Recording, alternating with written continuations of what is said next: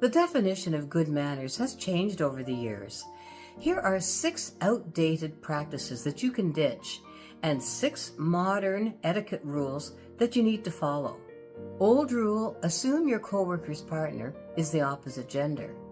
Now, for some time, it's been accepted not to assume marital status, but these days, you shouldn't assume gender either. Use gender-neutral pronouns to refer to someone's partner until you know what they prefer. In fact, not using he or she in your writing is one of the grammar rules that has changed in the past decade. Old rule: ladies first. No, chivalry is not dead, but the way to show respect to a woman has changed. Things like opening doors and pulling out chairs aren't seen as necessary anymore. I mean, it's a kind gesture to do that for anyone. And one place you should definitely avoid giving deferential treatment to women is at the office. It's important to be gender neutral in the workplace. Old rule: always wear black to a funeral.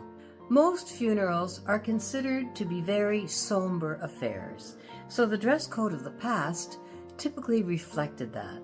Clothing was usually black, conservative, and definitely not revealing. Today, we often refer to a funeral as a celebration of life, not necessarily a sad affair. Therefore, although it's not wrong to wear black, feel free to wear something that is nice and appropriate for the person you are honoring. Old rule: baby showers are strictly for women. Even just 10 years ago, baby showers were considered to be a ladies' celebration, where the father was not expected to attend. Now it's appropriate to invite the father, which is a sign that guys are taking a more active part in parenting than they did in the past. In fact, you can invite anyone who is going to be a part of the baby's life, regardless of gender.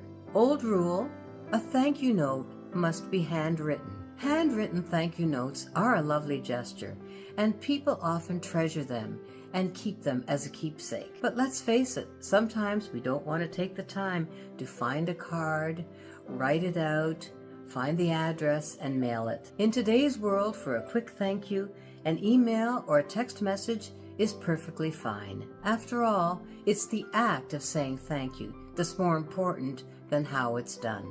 However, if you're acknowledging something big, a handwritten note is always charming and appreciated. Old rule: return a phone call with a phone call. Even a decade ago, the prevailing etiquette rules meant that you were expected to phone the caller back as soon as possible. Nowadays, it's very common for people to text rather than call back.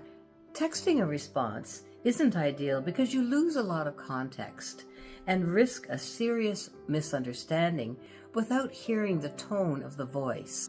But today, it is acceptable, especially if you stick to modern texting etiquette. That said, if it's an important call, the best policy is always to phone back.